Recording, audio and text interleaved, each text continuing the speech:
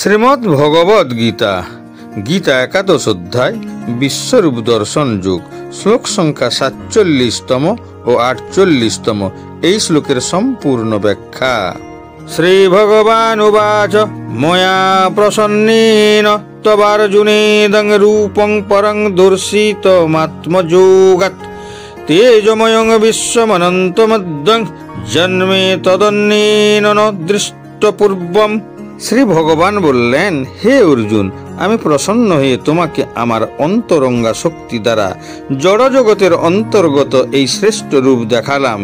তুমি ছাড়া পূর্বে আর কেউই এই অনন্ত আদি ও তেজময় রূপ দেখেনি।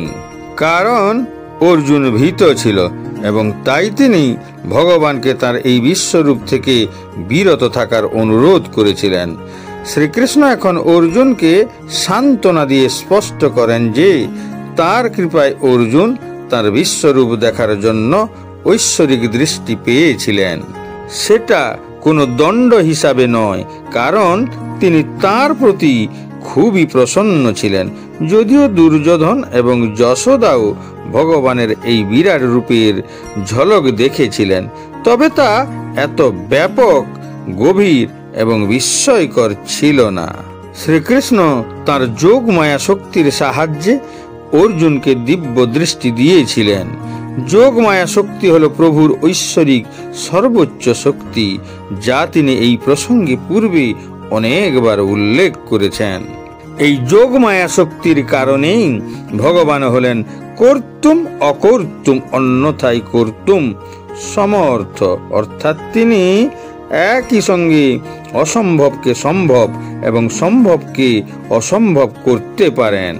ভগবানের এই ঐশ্বরিক শক্তিও তার শারীরিক রূপে প্রকাশ পায়, যা হিন্দু ধর্মের রাধা, দুর্গা, লক্ষ্মী, কালী, সীতা, পার্বতী ইত্যাদি রূপে মহাবিশ্বের মাতৃত্বীয় ঐশ্বরিক শক্তি হিসাবে পূজিত হন।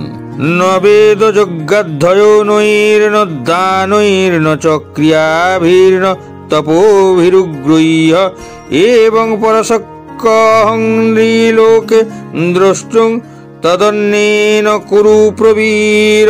হে কুরুশ্রেষ্ঠ, বেদ অধ্যয়ন, যজ্ঞ, দান, পুণ্য কর্ম ও কঠোর তপস্যার দ্বারা এই জড় জগতে তুমি ছাড়া অন্য কেউ আমার এই বিশ্বরূপ দর্শন করতে সমর্থ নয়।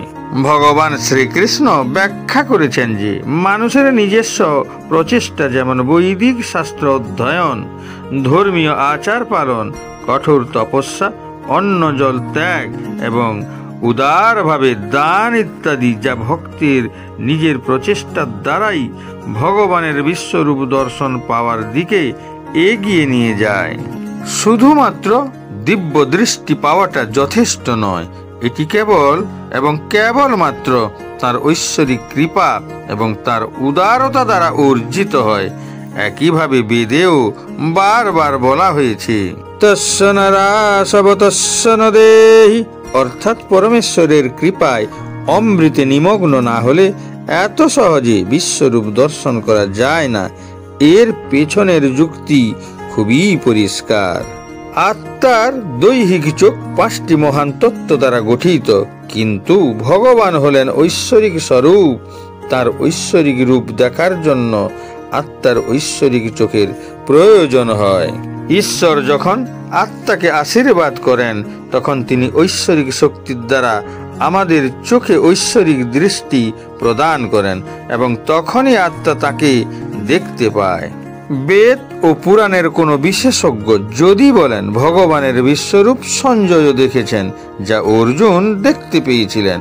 মহাভারতে উল্লেখ আছে যে সঞ্জয়ের ভগবান স্বরূপ গুরু বেদব্যাসের কৃপায় দিব্য দৃষ্টি পেয়েছিলেন, যাতে তিনি ধৃতরাষ্ট্রের কাছে যুদ্ধের ঘটনা বিস্তারিতভাবে বর্ণনা করতে সক্ষম হন। তাই অর্জুনের মতো তিনিও ভগবানের বিশ্বরূপ দর্শন করেছিলেন। কিন্তু পরে দুর্যোধন নিহত হওয়ার সাথে সাথেই সঞ্জয়ের দিব্য দৃষ্টি অদৃশ্য হয়ে যায়। এর অর্থ একজন পরম কৃষ্ণ ভক্তই তার ভক্তির দ্বারাই এই অসাধারণ ক্ষমতা অর্জন করতে সক্ষম হন।